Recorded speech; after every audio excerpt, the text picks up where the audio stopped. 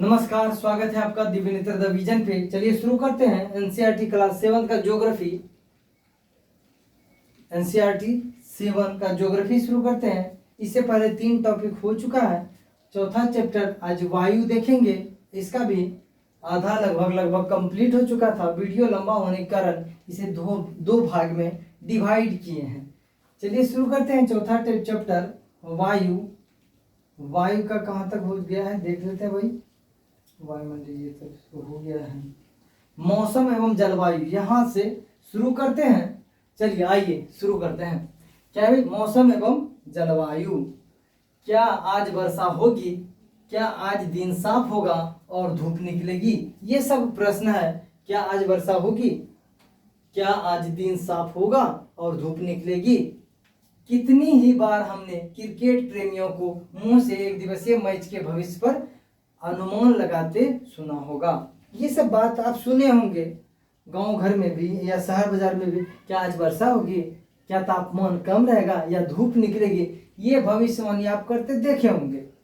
यदि हम कल्पना करें कि हमारा शरीर एक रेडियो है, हमारा जो शरीर है यह रेडियो है और मस्तिष्क उसके स्पीकर हैं, मस्तिष्क जो है स्पीकर है, तो मौसम वह है जो इसके नियंत्रण बटनों से छेड़छाड़ करता रहता है।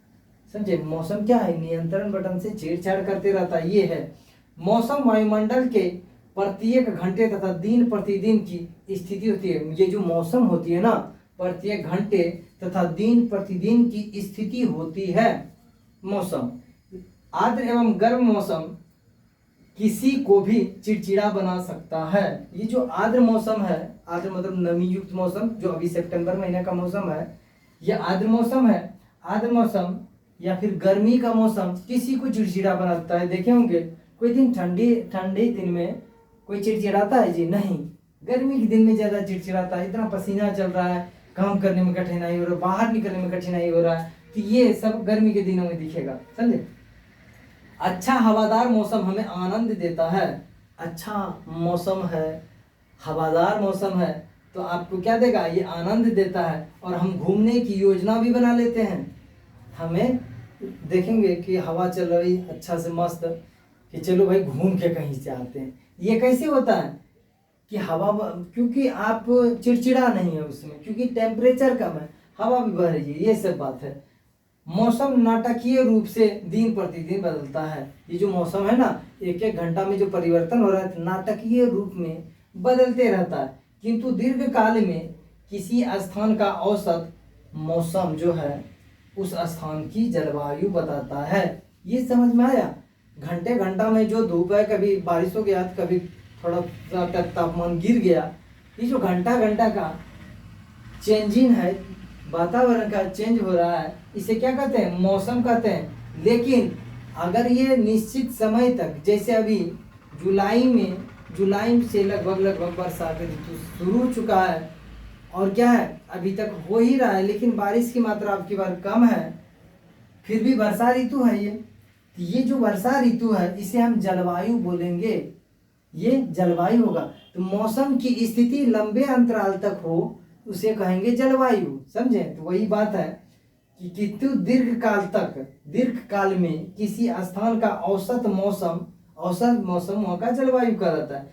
क्या अब आप समझ गए कि हम मौसम का दैनिक पूर्वानुमान क्यों करते हैं? जलवायु क्या है भाई? भारत की जलवायु कैसी है? तो आप भारत का जलवायु तो निश्चित है। जनवरी फरवरी में ठंडी के दिन, उसके बाद फिर मार्च तक में बसंत ऋतु आ जाएगा, फिर गर्मी और बरसात ऋतु आ जाएगा, उसके बाद फिर ठंडी दिन। तो ये जो चक्र चल रहा है एक निश्चित समय में ना, यही क्या है? जलवायु है। भारत का जलवायु यही है। समझे? एक निश्चित काल में निश्चित डेट पे लगभग चेंज हो जाता है ये चीजें। तो ये क्या है? जलवायु है। अब तापमान को समझते हैं। टेम्परेचर, तापमान क्या है? आप प्रतिदिन जिस तापमान का अनुभव करते हैं वह वायुमंडल का तापमान होता है। आप जो प्रतिदिन तापमान का अनुभव करते हैं ना, अभी जैसे अभी का तापमान कितना होगा? 27, 28, 32 डिग्री लगभग होगा। समझे? बारिश भी हो रहा है अभी। समझे? अभी हम जो वीडियो बना रहे हैं बाहर बारिश हो रहा है, तो हम भी गेट खोल दिए हैं, थोड़ा हवा आ रहा है हमको भी, ये सब बात है। आप प्रतिदिन जिस तापमान का अनुभव करते हैं, ये जो तापमान का प्रतिदिन अनुभव करते हैं वह क्या है, वायुमंडल का तापमान होता है। वायु में मौजूद ताप एवं शीतलता के परिमाण को तापमान कहते हैं। वायु में जो मौजूद ताप मतलब टेम्परेचर, शीतलता मतलब थोड़ा सा ठंडी थोड़ा सा गर्मी, ये जो थोड़ा सा नहीं मतलब ताप और शीतलता का जो माहौल है, इसे क्या कहते हैं भाई, इसी के परिमाण को तापमान कहते हैं। क्या कहते हैं भाई, तापमान कहते हैं। मान लीजिए 5 डिग्री है, 5 डिग्री सेल्सियस क्या है, ये तापमान है। 24 डिग्री भी तापमान है, 24 डिग्री सेल्सियस भी तापमान है, और 32 डिग्री सेल्सियस भी तापमान है। आपको समझ में आया, तीनों तापमान है, लेकिन ये गर्म तापमान है, ये ठंडी तापमान है, ये बीच वाला तापमान है ना। तो ये तापमान, इसी को क्या कहते हैं, ये तापमान कहलाता है। वायुमंडल का तापमान केवल दिन और रात में ही नहीं बदलता, बल्कि ऋतुओं के अनुसार भी बदलता है। वायुमंडल का तापमान जैसे दिन में देखेंगे पूरा गर्मी है, रात में तापमान कम हो जाता है थोड़ा सा, 4 बजे भोरे भोरे तो और ज्यादा कम हो जाता है। ऐसा दिने रात में नहीं होता है। ऐसा आप मौसम के अनुसार भी देखेंगे। शरद ऋतु का तापमान कुछ और होता है, वर्षा ऋतु का तापमान कुछ और, बसंत ऋतु का और ग्रीष्म ऋतु का कुछ और तापमान होता है। ये बात आपको समझ में आया। रातें दिन में तापमान जो चेंज होता है, यही सिर्फ नहीं, ऋतु के अनुसार भी तापमान बदलते रहता है। शीत ऋतु की अपेक्षा ग्रीष्म ऋतु ज्यादा गर्म होती है। हाँ भाई, शीत ऋतु मतलब ठंडी दिन, गर्मी ऋतु शरद, ग्रीष्म ऋतु मतलब गर्मी दिन। तो ऑब्वियसली ठंडी ऋतु से ज्यादा तापमान रहेगा ना। ठंडी दिन में उत्तर भारत का तापमान 8 डिग्री टेम्परेचर हो जाता है, 8 डिग्री सेल्सियस, कभी कभी तो 3 तक आ जाता है, 3 डिग्री सेल्सियस। लेकिन गर्मी दिन में सर उत्तरी भारत एक जगह है, यहाँ पे आपको 38 तो पर डे मिलेगा, 32 से 38 के बीच, कभी कभी 42, लगभग 42 डिग्री सेल्सियस। समझे, दिल्ली गर्मी, यूपी गर्मी, बिहार का गर्मी, ये होता है। ऐसा क्यों होता है, ऐसा क्यों होता है, ये समझ में आया। लेकिन ये शीत ऋतु का था भाई, ये शरद ऋतु का है, ये ग्रीष्म ऋतु का है, यही बात है। अतापन, यानी अतापन क्या होता है समझाते पहले। ये तापांतर है, क्या है, सूर्याताप है। क्या अतापन है, सूर्य का तापमान कितना मिल रहा है, टेम्परेचर। समझे, अतापन एक महत्वपूर्ण कारक है जो तापमान के वितरण को प्रभावित करता है। अतापन क्या है, तापमान का जो वितरण है पूरा धरती पे। कहीं सर गर्मी के दिन में यहाँ 42 डिग्री टेम्परेचर है, गर्मी रहे ठंडी रहे, 42 डिग्री टेम्परेचर विषुवत रेखा पे। जैसे जैसे ऊपर जाएंगे तापमान यहाँ sir 22 degree, 32 degree, 22 degree, 24 degree, ध्रुव पे ठंडी दिन, ध्रुव पे हमेशा बर्फ ढका हुआ है। तो ये जो तापांतर है, कहीं गर्मी कहीं ठंडी, इसी को क्या कहते हैं, अतापन या सूर्याताप के चलते ये सब होता है। सूर्य से आने वाली वह ऊर्जा जिसे पृथ्वी रोक लेती है अतापन कहलाता है। मान लीजिए यहाँ से सूर्य की रोशनी, सूर्य होगी, एक सेकेंड,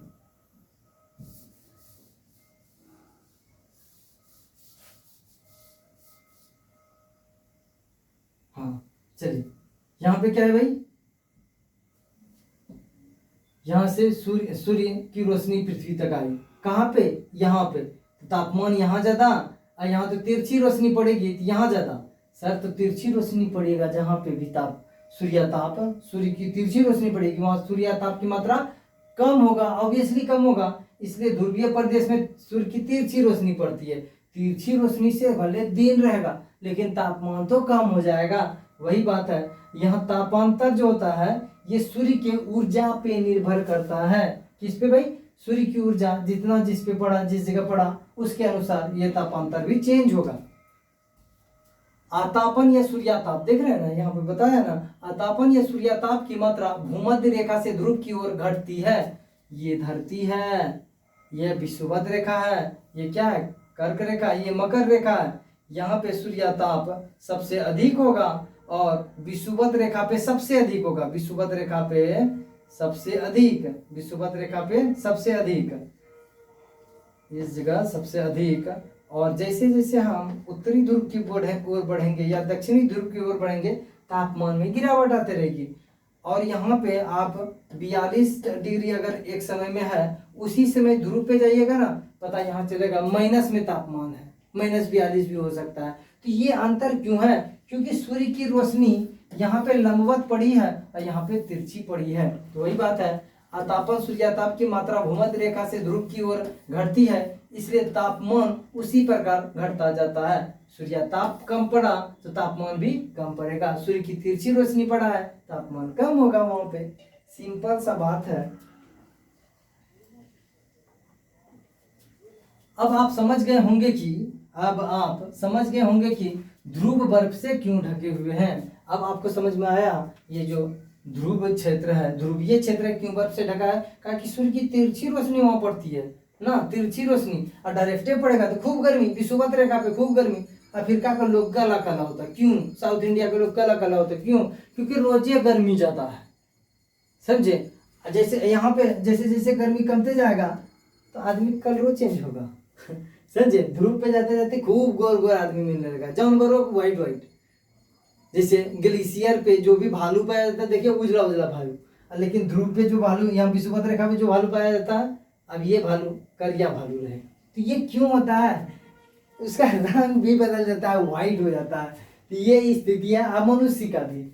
यहाँ का गोर गोर लोग रहेगा, यहाँ ध्रुवीय प्रदेश का यहाँ पे करिया लोग रहेगा। काहे अफ्रीका के लोग इतना करिया क्यों है? क्योंकि सूर्यताप अधिक है, टेम्परेचर अधिक है, गर्मी के चलते झरक गया होगा।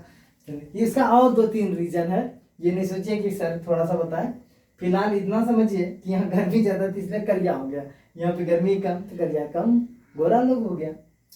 यदि पृथ्वी का तापमान अत्यधिक बढ़ जाता है तो यह इतनी गर्म हो जाएगी कि यहाँ कुछ फसलें नहीं उग सकेगी, समझे? यहाँ कुछ भी फसल नहीं उग पाएगी। जब पृथ्वी का तापमान बढ़ते रहेगा, फसलें छोड़िए ना, यहाँ पे मनुष्य या कि जितना भी एनिमल है सब खतरा में चला जाएगा, सब खतरा की घंटी में चला जाएगा। ये सब बात है ना, सभी खत्म हो जाएगा धरती पर से। लाइट कट गया है।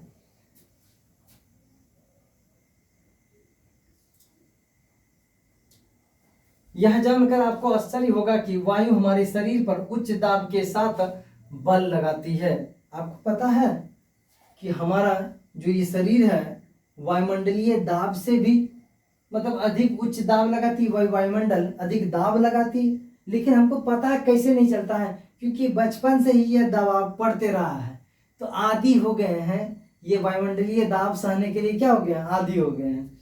तो वही बात है, शरीर पर उच्च दाब के साथ बल लगाती है, किंतु हम इसका अनुभव नहीं करते हैं, इसका अनुभव नहीं कर पाते हैं। यह इसलिए होता है कि क्योंकि वायु का दबाव हमारे ऊपर सभी दिशाओं से लगता है, सभी दिशाओं, ऊपरों से, बगलों से, और मेन बात है कि सब ये सभी दिशाओं से लगता है। और ऊपर से क्या है भाई? ऊपर से बच्चे से जो लगा है ना, तो पते नहीं चलता है कि हमारे ऊपर कोई दाब भी लग रहा है ना। वही बात है कि कहावत है गांव में कि अगर कोई व्यक्ति जिस दिन से जन्म लिया है गाय का बछड़ा को उसी दिन से गोद में उठाता है, पर डे 2 घंटा गोदी में रखेगा गाय के बछड़ा को। एक दिन ऐसा आ जाएगा तो गाय 6-7 महीना या साल भर 2 साल बाद गाय बन के तैयार हो तो फिर भी वो उठा पाएगा, क्योंकि वो बच्चे से उठाते गया है, पर डे के हिसाब से उठाया है, तो उसको अंतर कम महसूस पड़ेगा, अंतर ज्यादा नहीं पड़ेगा।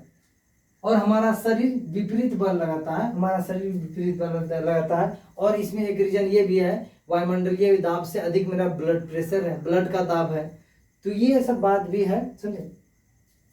पृथ्वी की सतह पर वायु के भार द्वारा लगाया गया दाब वायु दाब कहलाता है। पृथ्वी की सतह पर जो वायु का भार द्वारा लगाया गया दाब है, यही क्या कहलाता है? वायु दाब कहलाता है। वायुमंडल में ऊपर की ओर जाने पर दाब तेजी से गिरने लगता है, क्योंकि जैसे जैसे वायुमंडल में ऊपर जाएंगे दाब भी कमेगा। क्या बोलो? दाब भी कमेगा, समझे? तेजी से गिरने लगता है। समुद्र स्तर पर वायु दाब सर्वाधिक होता है, और जहाँ जहाँ समुद्र है ना वहाँ पे वायु दाब अधिक होगा, और ऊंचाई पर जाने पर यह घटता जाता है। जैसे जैसे ऊंचाई पे कहीं पे भी जाएंगे ऊंचाई पे दाब घटेगा। वायु दाब का क्षैतिज वितरण किसी स्थान पर उपस्थित वायु के ताप द्वारा प्रभावित होता है। अधिक तापमान वाले क्षेत्र में वायु गर्म होकर ऊपर उठती है, यह निम्न दाब क्षेत्र बनाता है। यहाँ पे निम्न दाब का क्षेत्र बनाता है। निम्न दाब बादल युक्त आकाश एवं नम मौसम के साथ जुड़ा होता है। ये बात मोटा मोटी यह है कि वायु दाब कमेगा, समझे। तापमान अगर बढ़ेगा, तापमान बढ़ेगा तो उस जगह गर्मी होगा। अगर उस जगह गर्म हुआ, गर्म चीज क्या करेगा भाई, ऊपर की ओर बढ़ेगा। ऊपर की ओर बढ़ेगा तो दूसरे जगह से इस स्थान को भरने के लिए हवा चल पड़ेगी। हवा चल पड़ेगी क्योंकि वायुमंडलीय दबाव डालती है, तो वायुमंडल दबाव के चलते चारों तरफ से वायु दबाव डालती है, तो उस स्थान को भरने के लिए चल देता है। और फिर अगर उसमें जो मॉइस्चराइजर है, मान लीजिए जो हवा चली है उसमें मॉइस्चराइजर है, यहाँ पे फिगर से समझा देते हैं आपको। यहाँ पे वायुमंडलीय निम्न दाब है, निम्न दाब का क्षेत्र है। निम्न दाब जैसे होगा तो क्या होगा, यहाँ पे गर्मी बढ़ेगा, पहले गर्मी बढ़ेगा, गर्मी होगा तो निम्न दाब होगा, निम्न दाब होगा, निम्न दाब होगा तो ऊपर की ओर बढ़ेगा। वायुमंडल में ऊपर की ओर बढ़ेगा, ऊपर की ओर बढ़ेगा तो ये खाली थोड़ी रहेगा। यहाँ भरने के लिए वायुमंडलीय दबाव डालती है, अब जानते हैं चारों तरफ से हवा चल पड़ेगी अब इसे भरने के लिए, हवा चल पड़ेगी भरने के लिए। अगर इस हवा में नमी हो तो यह यहाँ नमी युक्त हवा यहाँ आएगी, ये भी ऊपर जाएगा, ऊपर जैसे जाएगा तो वहाँ पे तापमान में गिरावट होगा, फिर बारिश बन के वो गिर जाएगी। यही सब बात था यहाँ पे। बादल युक्त आकाश एवं नम मौसम के साथ जुड़ा होता है, सब कुछ एक दूसरे से रिलेटेड है, समझे। क्या है, कम तापमान वाले क्षेत्र की वायु ठंडी होती है। कम तापमान, जहां का तापमान कम होता है सभी दिन, उस क्षेत्र का वायु क्या हुआ है, ठंडी होती है। इसके फलस्वरूप यह भारी होती है, और क्या भारी भी होती है। भारी वायु कैमरा लगा हुआ नीचे, हाँ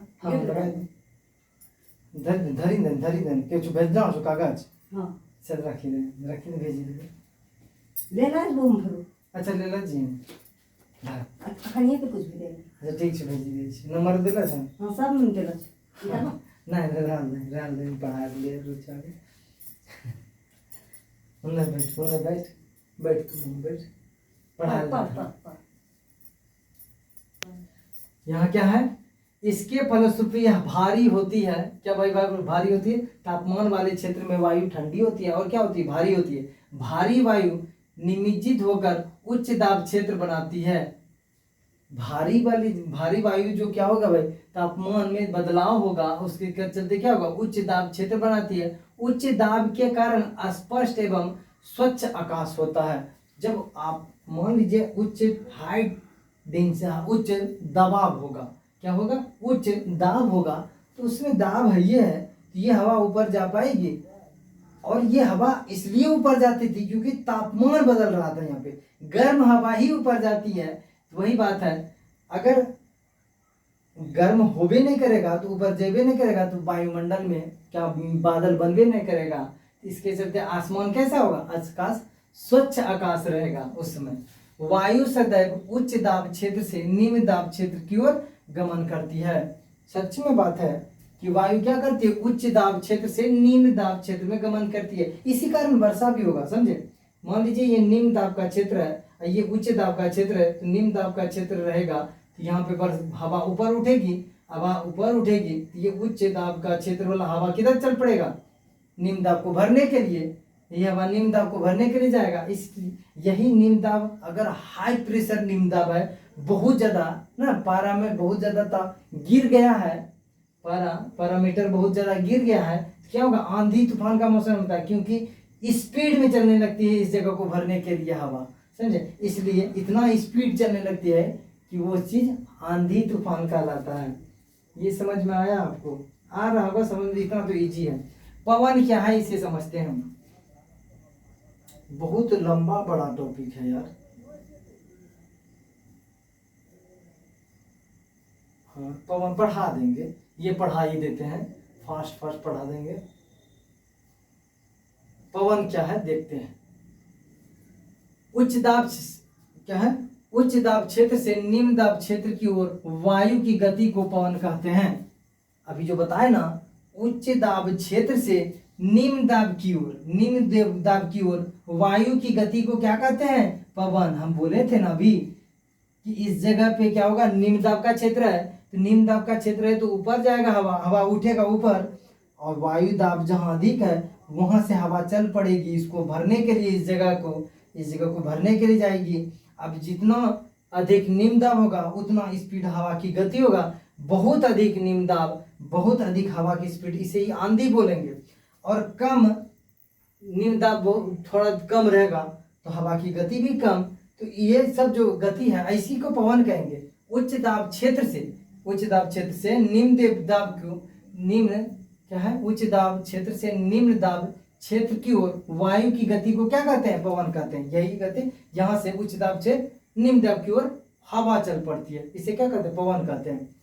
आप पवन को काम करते देख सकते हैं, जब यह सड़क पर गिरी पत्तियों को उड़ाती अथवा तूफान के समय पेड़ों को उखाड़ देती है। कभी कभी जब पवन धीरे बहती है तो आप इसे महीन धूल या धुएं की को उड़ाते देख सकते हैं। धूल धुआं उड़ रहा है तो ये भी आप देख सकते हैं, लेकिन पवन को डायरेक्ट नहीं देख सकते हैं। पवन जो हरकत करता है उसे देख सकते हैं, समझे, पवन को महसूस करते हैं सकते हैं हम लोग।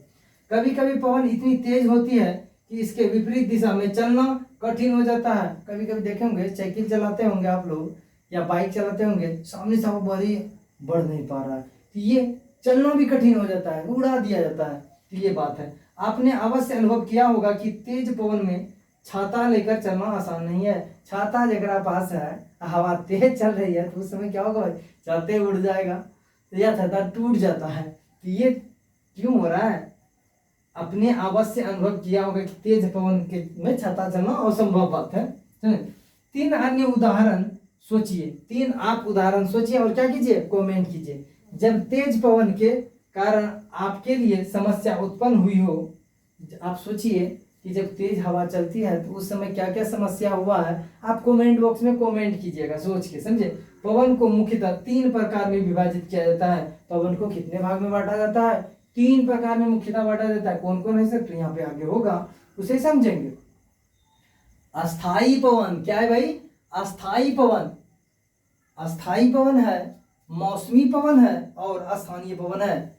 क्या है भाई, अस्थाई पवन, मौसमी पवन, स्थानीय पवन। अस्थाई पवन जो सालों भर, व्यापारिक पवन, अस्थाई पवन को व्यापारिक पवन, सालों भर एक तरफ बहते रहती है, ये अस्थाई पवन करता है। मौसमी पवन, मौसम में कोई निश्चित मौसम में हवा की दिशा परिवर्तन हो जाता है। जैसे अभी क्या है भाई, मानसून का समय है, मानसून क्या हुआ है, उत्तर क्या है, दक्षिण पश्चिम मानसून ना जी, दक्षिण पश्चिम की ओर से हवा भारत में प्रवेश करती है।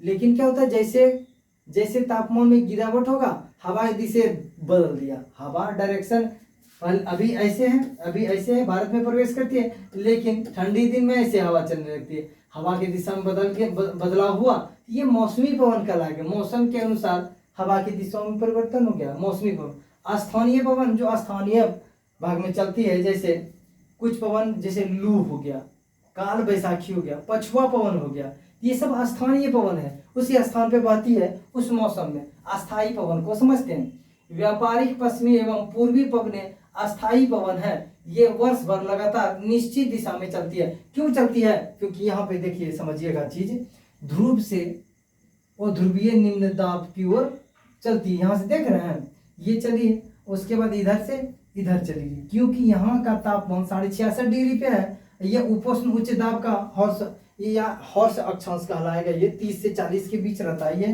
30 डिग्री उत्तरी और 30 डिग्री 40 के, या फिर दक्षिणी में भी होता है, दक्षिणी गोलार्ध में 30-40 के बीच, यहाँ पे भी 30-40 के बीच होता है, समझे। और ऑब्वियसली यहाँ पे सालों भर सूर्य की लंबवत किरण पड़ेगी, ये निम्न दाब का क्षेत्र होगा, निम्न दाब का क्षेत्र होगा, सूर्य की रोशनी सालों भर पड़ेगी, तो सालों भर निम्न दाब का क्षेत्र, अगर सालों भर निम्न दाब का क्षेत्र तो सालों भर हवा तो बहते रहेगी, ये पवन क्या कहलाएगी, यही तो अस्थाई पवन या व्यापारिक पवन है।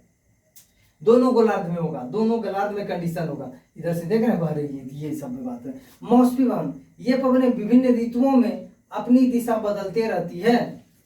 जैसे मानसून में अभी बताए ना, दक्षिण पश्चिम से बहते हुए आ रही थी और उत्तर पूर्व से ठंडी दिन में बहने लगेगा, जो तमिलनाडु में वर्षा करती है, तो ये मौसमी पवन कहलाएगा। मौसम के अनुसार हवाओं के दिशाओं में प्रतिकूल परिवर्तन या विपरीत परिवर्तन हो जाता है, उल्टा पुल्टा ना। ये स्थानीय पवन किसे कहते हैं ये जानते हैं। ये पवनें किसी छोटे क्षेत्र में वर्ष या दिन के किसी विशेष समय में चलती है। नहीं समझ में आया? मतलब ऐसा छोटा जगह, छोटा क्षेत्र हो, जैसे बिहार, यूपी, उत्तर भारत का मैदान ले लीजिए, पूरा उत्तर भारत का मैदान, पूरा पृथ्वी का तो छोटे क्षेत्र रहा है जी, पूरा पृथ्वी से अगर कल्पना कीजिएगा तो ये उत्तर भारत का मैदान तो छोटा चीज है। यही बात है, ये पवन किसी छोटे क्षेत्र में, मतलब उत्तर भारत के मैदान टाइप में, समझे, किसी विशेष समय में चलती है। उदाहरण के लिए स्थल एवं समुद्री समीर, या तो स्थल एवं समुद्री समीर जैसे होता है, ये देखेंगे यहाँ पे निम्न दाब का क्षेत्र अधिक होगा, क्योंकि स्थल गर्म जल्दी हो जाएगा और यहाँ पे ठंडा रहेगा मौसम, क्योंकि यहाँ समुद्र है, दक्षिण भारत बना है। तो ये भी स्थानीय पवन बार बार चलते रहती है। जैसे स्थलीय समुद्री समीर, क्या आपको भारत के उत्तरी क्षेत्र की गर्म एवं शुष्क स्थलीय पवन याद है? इसे लू कहते हैं। लू चलती है कहाँ? उत्तर भारत में, बिहार के मैदान में, समझे, बिहार के मैदान में उत्तर भारत पूरे में लू चलती है। लू हवा है, ये स्थानीय पवन है, समझे। कब चलती है? ये जब बसंत ऋतु समापन होता है, बसंत ऋतु के समापन पे धूल भरी आंधी, से धूल कहते हैं ना जी, उसे लू कहते हैं, धूल भरी आंधी कहते हैं। काल बैसाखी के नाम से जाना जाता है पश्चिम बंगाल में, इसे क्या कहते हैं? पश्चिम बंगाल में काल बैसाखी। तो ये सब चलता है, क्यों चलता है? उसका बस एक रीजन है, ये निश्चित मौसम में और निश्चित जगह पे चलता है, क्योंकि ITCZ का प्रभाव है। इसे GS में पढ़ेंगे, फिलहाल यहीं तक इसको रहने दीजिए। चक्रवात या प्रति चक्रवात आवेश, ये तो एक समय का बताया गया है, इसे आप खुद कर लीजिएगा। अब आर्द्रता को देखते हैं। आर्द्रता मतलब नमी युक्त हवा, हवाओं में अगर मॉइस्चराइजर हो, नमी हो, पानी भरा पड़ा हो, उसे क्या कहते हैं? आर्द्रता। जब जल पृथ्वी एवं विभिन्न जलाशयों से वाष्पित होता है तो यह जलवाष्प बन जाता है। मतलब जल पृथ्वी से वाष्प बनेगा और वाष्प हवा में जाएगा तो इसे क्या कहेंगे? जलवाष्प कहेंगे। जल से वाष्प, वायु में किसी भी समय जलवाष्प की मात्रा को आर्द्रता कहते हैं। वायु में कभी भी अगर ये हो, क्या हो? आर्द्रता हो, वायु में किसी भी समय जलवाष्प की मात्रा हो, वायु में जलवाष्प मतलब जल का वाष्प अगर हो वायु में, तो इसे क्या कहते हैं? आर्द्रता कहते हैं, मॉइस्चराइजर कहते हैं। जब वायु में जलवाष्प की मात्रा अत्यधिक होती है तो उसे हम आर्द्र दिन कहते हैं। अगर खूब ज्यादा रहेगा, कब? वायु में जलवाष्प, तो उसे दिन भर रहेगा तो उसे क्या कहेंगे? आर्द्र दिन। अभी आर्द्र दिन है, अभी नमी युक्त दिन है, इसलिए चिड़चिड़ा होगा, पसीना बहुत चलेगा, क्योंकि पसीना आपका सूखेगा नहीं। क्योंकि आपका पसीना कैसे सूखेगा? क्योंकि वायुमंडल में आर्द्रता ये है, तो आपका पसीना क्यों सूखेगा? सब बात है, बहुत बात है इसमें। जैसे जैसे वायु गर्म होती जाती है, इसकी जलवाष्प धारण करने की क्षमता बढ़ती जाती है। वायु गर्म होगा, जैसे जैसे गर्म होगा जलवाष्प करने की धारण क्षमता बढ़ जाता है। इसीलिए तो गर्मियों के दिन में वायु गर्म तो वर्षा भी, समझे, ये सब बात है। और इस प्रकार यह और अधिक आर्द्र हो जाती है। गर्मी बढ़ेगा, आर्द्रता धारण कर बाद जलवाष्प करने की क्षमता भी बढ़ेगा वायु में गर्मी के साथ साथ, और ये और अधिक आर्द्र हो जाता है। आर्द्र दिन में कपड़े सूखने में काफी समय लगता है। वही बोलो, पसीना आपका नहीं लेगा, क्योंकि आर्द्रता है उपग्रह में। आप कपड़ा धो के डाल दिए हैं, इस दिन में सितंबर के महीने में जब बारिश का माहौल है तो आपका कपड़ा सूखिए नहीं रहा जल्दी। क्यों नहीं सूख रहा है? क्योंकि वायुमंडल में आर्द्रता है ही, तो आपका आर्द्रता क्यों लेगा? समझे, काफी समय लगता है एवं हमारे शरीर से पसीना आसानी से नहीं सूखता है। हमारा शरीर से भी पसीना आसानी से नहीं सूखेगा, इसे चिड़चिड़ा मन करेगा, क्योंकि आर्द्रता है ये है वहां पे, क्यों आपसे लेगा? और हम असहज महसूस करते हैं, चिड़चिड़ापन महसूस करेंगे, असहज महसूस करेंगे। ये सब बात है, काफी आसान है, पूरा टॉपिक ही आसान है। जब जलवाष्प ऊपर उठता है, जो जलवाष्प है, जल से जो वाष्प है हवा में है, नमी युक्त आर्द्र भरी, समझे, जब जलवाष्प ऊपर उठता है तो यह ठंडा होना शुरू हो जाता है। आसमान में जब जब ऊपर उठता है, क्योंकि निम्न दाब का क्षेत्र है, ऊपर उठेगा तो ये ठंडा होगा, क्योंकि क्षोभ मंडल में आप पहले पढ़ चुके हैं, क्षोभ मंडल में जैसे जैसे ऊंचाई बढ़ेगी तापमान में गिरावट होती है। यही तो बात है। जलवाष्प संघनित होकर ठंडा होकर जल की बूंद बनाती है। संघनन क्रिया शुरू हो जाएगा किसमें? जलवाष्प में। संघनन होगा तो एक समय वाष्प है, वाष्प धीरे धीरे ठंडा होगा तो पहले पानी बनेगा तब ना बर्फ, पानी बनते यहाँ से टप गिर गया। वही एक ऐसा माहौल होता है, इसे कहते हैं संघनन क्रिया। ये संघनन स्पीड में होने लगता है और बारिश भी आपके यहाँ पे आपके गांव घर शहर जहाँ पे होने लगता है। ये संघनन क्रिया द्वारा होता है क्योंकि नमी युक्त हवा से संघनन क्रिया द्वारा नमी छूटता है और पृथ्वी पे आके गिरता है। इसे बारिश कहते हैं या वर्षा का मौसम कहते हैं। सुनिए, बादल इन्हीं जल बूंदों को ही एक समूह होता है। बादल जो होता है ना, इन्हीं जल बूंद का एक समूह होता है, लेकिन तापमान में उतना बड़ा बदलाव नहीं होता है, जिसके चलते